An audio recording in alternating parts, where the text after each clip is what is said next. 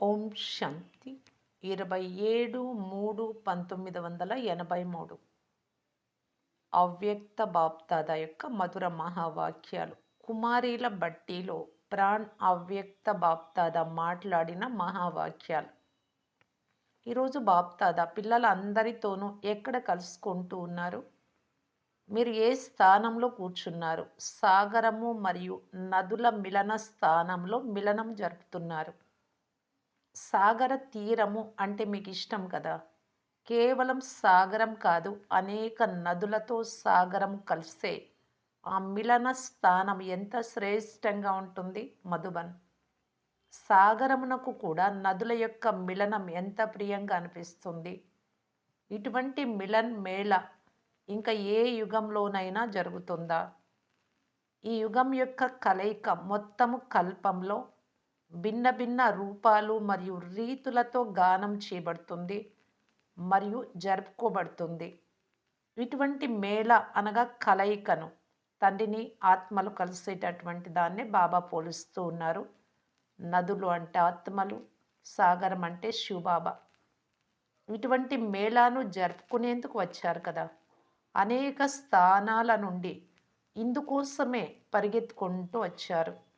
సాగరంలో ఇమిడిపోయి సమానంగా మాస్టర్ జ్ఞాన సాగరులుగా అయిపోతారు. అంటే బాబా సమానంగా బేహద్దు స్వరూపంలో స్థితులవుతారు. ఇటువంటి బేహద్ అనుభవంను పొందుతారు కదా. బేహద్దు వృత్తి అనగా సర్వాత్మల పట్ల కళ్యాణ వృత్తి. మాస్టర్ విశ్వ కళ్యాణకారి. కేవలం స్వయం యొక్క లేక తమ హద్దులో నిమిత్తులైన ఆత్మల యొక్క కళ్యాణార్థం కాదు. సర్వులపై కళ్యాణ వృత్తి, మంచి జరగాలి అనే భావన ఉండాలి. నేనైతే బ్రహ్మకుమారిగా అయిపోయాను, పవిత్రాత్మగా అయిపోయాను. నా ఉన్నతిలో, నా ప్రాప్తిలో, నా పట్ల సంతుష్టతలో రాజీగా నడుస్తున్నాను. ఇది బాబా సమానంగా బేహద్దు వృత్తిని ఉంచే అనంతమైన సంకల్పం చేసేటటువంటి స్థితి కాదు. హద్దులో పరిమితమైనటువంటి వృత్తి అనగా కేవలం స్వయం పట్ల సంతుష్టత యొక్క వృత్తి. కేవలము ఇక్కడ వరకే ఉండాలా, లేక ఇంకా ముందుకెళ్ళాలా?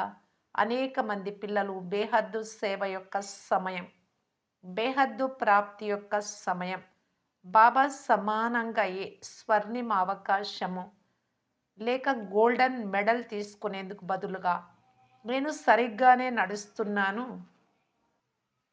ఎటువంటి పొరపాట్లు చేయడం లేదు, లౌకిక అలౌకిక జీవితాలను రెండింటిని మంచిగా నిర్వర్తిస్తూ ఉన్నాను, ఎటువంటి గొడవలు లేవు, ఎటువంటి సంఘటన యొక్క సంస్కారాల ఘర్షణ లేదు అనే ఈ సిల్వర్ మెడల్లోనే సంతోషపడిపోతారు. బాబా సమానమైన బేహద్దు వృత్తి అయితే లేదు కదా. బాబా విశ్వ కళ్యాణకారి అయ్యి పిల్లలు స్వకళ్యాణకారులై ఉంటే మీకు మీరే కళ్యాణం చేసుకునేవాళ్ళు, విశ్వానికి చేసేవారుగా కాకుంటే ఇటువంటి జోడి మంచిగా అనిపిస్తుందా? వినేందుకే మంచిగా అనిపించడం లేదు. మరి ఎప్పుడైతే అలా తయారై నడుచుకుంటారో అప్పుడు మంచిగా అనిపిస్తుందా?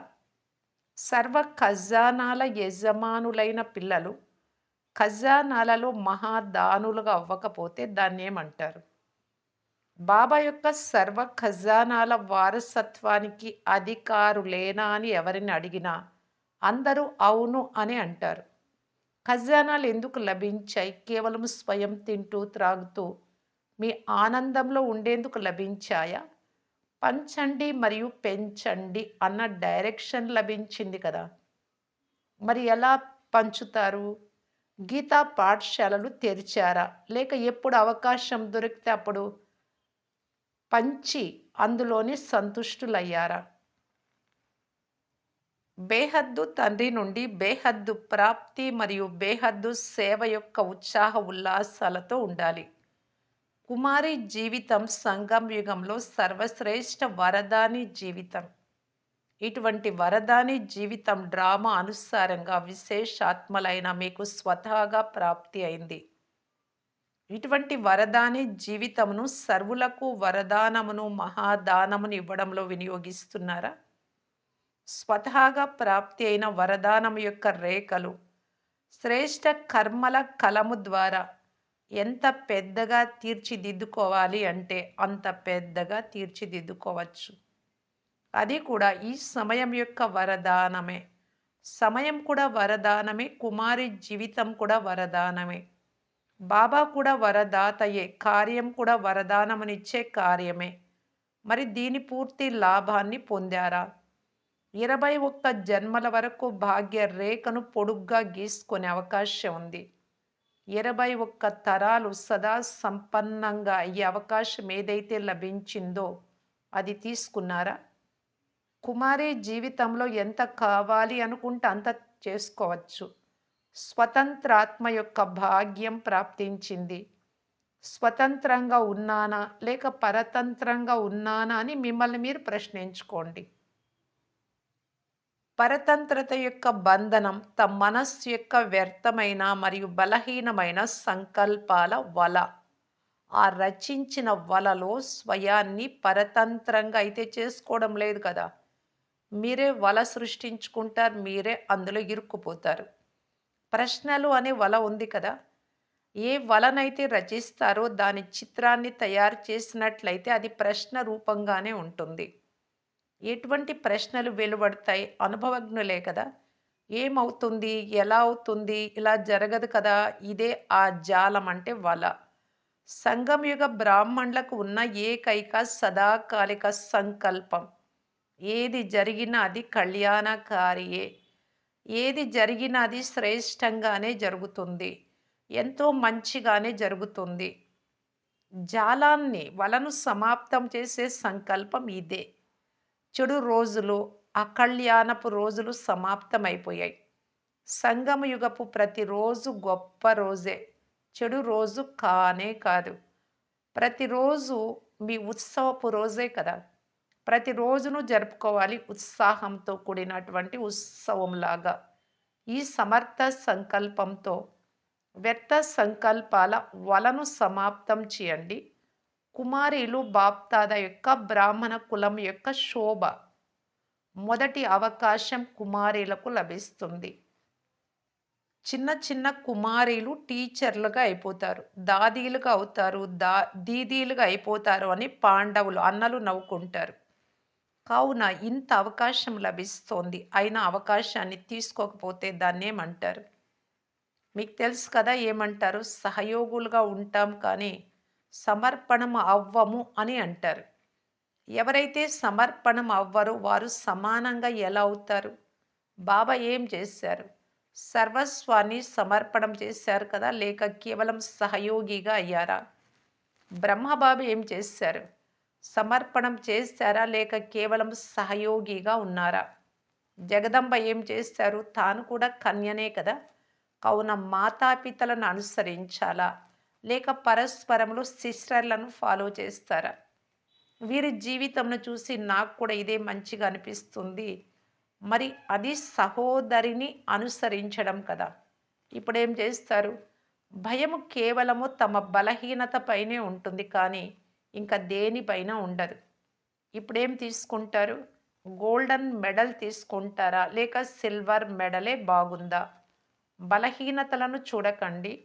వాటిని చూసినట్లయితే భయపడిపోతారు. స్వయం బలహీనంగా అవ్వకండి. అలాగే ఇతరుల బలహీనతలను చూడకండి. ఏం చేయాలో అర్థమైందా? బాప్దాదా కుమారీలను చూసి సంతోషపడుతున్నారు. ఎవరి ఇంటిలోనైనా కుమారి జన్మిస్తే వారు దుఃఖిస్తారు. కానీ బాప్దాదా వద్దకు ఎంతమంది కుమారీలు వస్తే అంత ఎక్కువగా సంతోషపడతారు. ఎందుకంటే ప్రతి కుమారి విశ్వ కళ్యాణకారిగా, మహాదానిగా, వరదానిగా ఉంటుంది అని బాప్దాదాకు తెలుసు. కావున కుమారి జీవిత మహత్వపు ఎంతో మీకు అర్థమైందా? ఈరోజు విశేషంగా కుమారీల రోజు కదా. భారతదేశంలో అష్టమి నాడు విశేషంగా కుమారీలను పిలుస్తారు. కావున బాప్దాదా కూడా అష్టమిని జరుపుతున్నారు. ప్రతి కన్య అష్టశక్తి స్వరూపమే. అచ్చా, ఈ విధంగా సర్వశ్రేష్ఠ వరదాని జీవితపు అధికారులకు, స్వర్ణిమ అవకాశమును తీసుకునే అధికారులకు, 21 తరాల శ్రేష్ఠ భాగ్యపు రేఖలను దిద్దుకునే అధికారులకు, స్వతంత్రాత్మ యొక్క వరదానమును పొందిన అధికారులకు, ఇటువంటి శివవంశీ బ్రహ్మకుమారీలకు, శ్రేష్ఠ కుమారీలకు విశేష రూపంగా మిలనం జరిపే పదమాపదం భాగ్యశాలి ఆత్మలకు బాప్తాదాల ప్రియ స్మృతులు మరియు నమస్తే. కర్మ భోగంపై కర్మయోగం యొక్క విజయం. లెక్కాచారాలు ఏవేవో వస్తూ ఉంటాయి, అనారోగ్యాలు, ఇబ్బందులు, కష్టాలు, పరిస్థితులు అని. వాటిపైన కర్మయోగము ద్వారా విజయం పొందగలరు అనే విషయం గురించి బాప్దాదా చెప్తూ ఉన్నారు. మీరు కర్మభోగంపై విజయమును పొంది విజయీ రత్నాలే కదా. వారు కర్మభోగమును అనుభవించే వారిగా ఉంటారు బయటవారు. మరియు మీరు కర్మయోగులు, కర్మ చేస్తూ యోగంలో ఉండేవారు, అనుభవించేవారు కాదు. సదాకాలికంగా భస్మం చేసేవారు. ఎలా భస్మం చేస్తారు అంటే మీ లెక్కాచారాలన్నింటినీ 21 జన్మలు కర్మభోగపు నామ రూపాలు కూడా ఉండవు. అవి వచ్చినప్పుడే భస్మం చేస్తారు కదా. అవి తప్పకుండా వస్తాయి. అవి భస్మం అయ్యేందుకే ఇప్పుడు వస్తూ ఉన్నాయి, కానీ అనుభవించేందుకు కాదు. మీ నుండి వీడ్కోలు తీసుకోవడానికి వస్తున్నాయి. ఎందుకంటే తాము ఇప్పుడే రాగలము, మరి ఇంకెప్పుడు రాలేము అని కర్మ భోగానికి కూడా తెలుసు. కావుననే కొద్ది కొద్దిగా మధ్యలో అవకాశాన్ని తీసుకుంటాయి. ఇక్కడ వాటి పప్పులు ఉడకవు అని గమనించినప్పుడు ఇక తిరిగి వెళ్ళిపోతాయి. దాదీ దీదీలను చూస్తూ బాబా అన్నారు, ఇంతమంది భుజాలను చూస్తూ సంతోషం కలుగుతోంది కదా. ఏ స్వప్నాలనైతే చూస్తున్నారో చూసారా, అవి సాకారం అయిపోయాయి. ఇన్ని భుజాలు ఉండాలి సేవకు సహాయకారీలు, ఇన్ని సెంటర్లు పెరగాలి అన్న స్వప్నాన్ని చూశారు కదా. ఎందుకంటే భుజాలు తయారవ్వాలి అని దాదీ దీదీలకు అందరికన్నా ఎక్కువ ఆశ ఉంటుంది. కావున ఇంతమంది తయారైన భుజాలను చూసి సంతోషిస్తూ ఉన్నారు కదా. భారతదేశపు కుమారీలలో మరియు విదేశపు కుమారీలలో కూడా తేడా ఉంది. వీరికి సంపాదించాల్సిన అవసరం ఏముంది? అప్పుడు అన్నారు అక్కడ ఉన్నవారు, డిగ్రీ తీసుకుంటాం బాబా అని. అప్పటి వరకు అయితే సేవ చేసే అభ్యాసం చెయ్యరో అప్పటి వరకు డిగ్రీ కూడా విలువ లేదు. డిగ్రీ యొక్క విలువ సేవతో ఉంది. చదువు చదివిన తర్వాత కార్యంలో వినియోగించకపోతే చదువు తర్వాత కూడా గృహస్థంలోనే ఉన్నట్లయితే ఆ చదువు వల్ల లాభం ఏమిటి అని లౌకికంలో అంటారు. చదువుకోని వారు కూడా పిల్లలను సంభాలిస్తారు. అలాగే చదువుకున్న వారు కూడా సంభాలిస్తూ ఉంటే తేడా ఏముంది అంటారు. అలాగే వీరు కూడా చదువుకొని స్టేజ్ పైకి వచ్చినట్లయితే ఆ డిగ్రీ కూడా విలువ. ఇక్కడ అవకాశం లభించినట్లయితే డిగ్రీ దానంతట అదే లభిస్తుంది. ఇక్కడ తండ్రి దగ్గర లభించే డిగ్రీ ఏమైనా తక్కువ? జగదంబ సరస్వతికి ఎంత పెద్ద డిగ్రీ లభించింది. ఇక్కడ డిగ్రీని వర్ణన కూడా చేయజాలరు. మాస్టర్ జ్ఞానసాగరులు, మాస్టర్ సర్వశక్తివంతులంటూ ఎంత పెద్ద డిగ్రీ లభించాయి. ఇందులో ఎంఏ, బిఏ, ఇంజనీర్, డాక్టర్ అన్నీ వచ్చేస్తాయి. అచ్చా, కుమారీల వేరు వేరు గ్రూపులతో బాప్దాదా మిలనం. ఫస్ట్ గ్రూప్తో మీరు వరదాని కుమారులు కదా, కుమారీలు కదా. మీరు మెల్లమెల్లగా నడిచేవారా లేక ఎగిరేవారా? ఎగిరేవారు అనగా హద్దులోని ధరణిని వదిలే వెళ్ళేవారు. ఎప్పుడైతే భూమిని వదులుతారో అప్పుడే ఎగురుతారు. క్రింద అయితే ఎగరరు కదా. క్రింద ఉంటే వాటిని వేటగాళ్ళు పట్టుకుంటారు. క్రిందకు వచ్చినట్లయితే ఏదో ఒక పంజరంలో చిక్కుకుంటారు. ఎగిరేవారు పంజరంలోకి రారు. కావున పంజరాన్ని వదిలేస్తారు. ఇప్పుడు ఇక ఏం చేస్తారు? ఉద్యోగం చేస్తారా? కిరీటం ధరిస్తారా లేక నెత్తిపై ఉద్యోగం అనే తట్టని ఎత్తుకుంటారా? ఎక్కడైతే కిరీటం ఉంటుందో అక్కడ తట్ట నడవదు. ఆ కిరీటాన్ని దించితేనే తట్టని ఎత్తుకోగలరు. తట్టని ఎత్తినట్లయితే కిరీటం పడిపోతుంది. కావున కిరీటధారులుగా అవ్వాలా లేక తట్టదారులుగా బరువు మోసేవారిగా అవ్వాలా? ఇప్పుడు విశ్వసేవ యొక్క బాధ్యత కిరీటము మరియు భవిష్య రత్నజడిత కిరీటం. ఇప్పుడు విశ్వసేవ యొక్క కిరీటాన్ని ధరించినట్లయితే విశ్వము మిమ్మల్ని ధన్య ఆత్మగా, మహాన్ ఆత్మగా భావించగలదు. ఇంత పెద్ద కిరీటమును ధరించేవారు తట్టని ఎలా ఎత్తుకోగలరు? 63 జన్మలు తట్టను ఎత్తుతూ వచ్చారు. ఇప్పుడు కిరీటం లభిస్తోంది. కావున కిరీటాన్ని ధరించాలి. మీరేం భావిస్తూ ఉన్నారు? మాకు దానిపై మనస్సయితే లేదు, కానీ చేయాల్సి వస్తోంది. మీకు అటువంటి పరిస్థితులు ఉన్నాయా? మెల్లమెల్లగా లౌకికాన్ని సంతుష్టపరుస్తూ స్వయాన్ని నిర్బంధనులుగా చేసుకోవచ్చు. బంధనాల నుండి విముక్తి. నిర్బంధనులుగా అయ్యేటటువంటి ప్లాన్స్ తయారు చేయండి. బేహద్దు సేవ యొక్క లక్ష్యాన్ని ఉంచినట్లయితే హద్దులోని బంధనాలు స్వతహాగానే తెగిపోతాయి. లక్ష్యము రెండు వైపులా ఉన్నట్లయితే లౌకికంలోనూ అలౌకికంలోనూ రెండింటిలోనూ సఫలరుగా విజయులుగా కాలేరు. లక్ష్యం స్పష్టంగా ఉన్నట్లయితే లౌకికంలో కూడా సహాయం లభిస్తుంది. నిమిత్త మాత్రం లౌకికంగా ఉంటూ బుద్ధిలో మాత్రం అలౌకిక సేవ ఉన్నట్లయితే ఈ తప్పని పరిస్థితి కూడా ప్రేమ ముందు మారిపోతుంది. సెకండ్ గ్రూప్ కుమారీలతో, కుమారీలందరూ తమ భాగ్యపు నిర్ణయాన్ని చేసుకున్నారా లేక చేసుకోవాలా? ఎంత సమయం అయితే మీ జీవితపు నిర్ణయంలో వినియోగిస్తారో అంతగా ప్రాప్తి యొక్క సమయం చేజారిపోతుంది. కావున నిర్ణయం తీసుకోవడంలో సమయాన్ని పోగొట్టుకోకండి. ఆలోచించగానే చేసేవారిని నెంబర్ 1 వ్యాపారస్తులు అని అంటారు. క్షణంలో నిర్ణయం తీసుకునేవారు గోల్డెన్ మెడల్ తీసుకుంటారు. ఆలోచించి ఆలోచించి నిర్ణయం తీసుకునేవారు సిల్వర్ మెడల్ తీసుకుంటారు. మరి ఎవరైతే ఆలోచించి కూడా నిర్ణయం తీసుకోలేరో వారు రాగి వారిగా అయిపోతారు. మీరందరూ గోల్డెన్ మెడల్ తీసుకునే వారే కదా! గోల్డెన్ ఏజ్‌లోకి వెళ్ళినప్పుడు, వెళ్ళాలి అనుకున్నప్పుడు మరి గోల్డెన్ మెడల్ తీసుకోవాలి కదా! సీతారాములకు అవ్వడంలో ఎవ్వరూ చేతులెత్తరు. లక్ష్మీనారాయణులు స్వర్ణిమ యుగానికి చెందినవారు కావున అందరూ తమ భాగ్య రేఖను ఈ విధంగా దిద్దుకున్నారా? లేక అప్పుడప్పుడు ధైర్యం కలగదా? సదా ఉత్సాహ ఉల్లాసాలతో ఎగిరే వారిగా ఉండండి. ఏమి జరిగినా కానీ మీ ధైర్యాన్ని వదలకండి.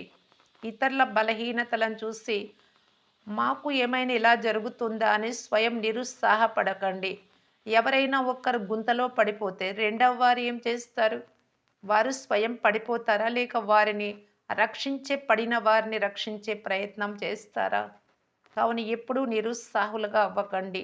సదా ఉత్సాహ ఉల్లాసాల రెక్కలతో ఎగురుతూ ఉండండి. ఏ ఆకర్షణలలోకి వెళ్ళకండి. వేటగాళ్ళు పట్టుకోవాలనుకున్నప్పుడు మంచి మంచి దానా వేస్తారు. మాయ అప్పుడప్పుడు ఇలా చేస్తుంది కావున సదా ఎగిరే కళలో ఉండండి. అప్పుడు సురక్షితంగా ఉంటారు. గత విషయాలను గూర్చి ఆలోచించడం, బలహీన విషయాలను గూర్చి ఆలోచించడం వెనుకకు చూడడం వంటిది. వెనుకకు చూడడం అనగా రావణుడు రావడం. మూడవ గ్రూపు, మీరు శక్తి సేన కదా! అందరి చేతిలోనూ విజయ ధ్వజం ఉంది కదా! విశ్వంపై విజయ ధ్వజం ఉందా? లేక కేవలం స్టేజ్‌పై ఉందా? విశ్వం యొక్క అధికారులుగా అయ్యేవారు విశ్వ సేవాదారులుగా ఉంటారే కానీ హద్దులోని సేవాదారులుగా ఉండరు. బేహద్దు సేవాదారులుగా ఉంటారు. ఎక్కడికి వెళ్ళినా అక్కడ సేవ చేస్తారు కావున అటువంటి బేహద్దు సేవ కొరకు సిద్ధంగా ఉన్నారా? విశ్వం యొక్క శక్తులు మీరు కావున స్వయమే ఆఫర్ చేయండి. 2 నెలలు, 6 నెలలు సెలవు తీసుకొని ప్రయత్నం చేయండి. ఒక్క అడుగు వేస్తే 10 అడుగులు ముందుకు వెళ్తాయి. 1, 2 నెలలు సెలవు తీసుకొని అనుభవం చేసుకోండి. ఎప్పుడైనా ఏదైనా మంచి వస్తువుపై మనస్సు లగ్నం అయితే తక్కువగా ఉన్నవి స్వతహాగానే వదిలిపోతాయి. ఇలా ప్రయత్నం చేయండి. సంగమ యుగం ముందుకు వెళ్ళే సమయం. బ్రహ్మ కుమారీలుగా అయిపోయారు. జ్ఞాన స్వరూపులుగా అయిపోయారు. ఇదైతే ఎంతో కాలంగా జరుగుతోంది. ఇప్పుడు ఇక ముందుకు వెళ్ళండి. కొంత అడుగులు ముందుకు వేయండి. అక్కడే ఉండిపోకండి. బలహీనంగా ఉండే వారిని చూడకండి. శక్తులను చూడండి. మేకలను ఎందుకు చూస్తున్నారు? మేకలను చూసినట్లయితే మీ భుజాలు కూడా క్రిందకి వెళ్ళిపోతాయి. ఏమవుతుందో తెలియదు అని భయం వేస్తుంది. బలహీనలను చూస్తే భయం వేస్తుంది. కావున వారిని చూడకండి. శక్తులను చూసినట్లయితే భయం వెళ్ళిపోతుంది. ఓం శాంతి.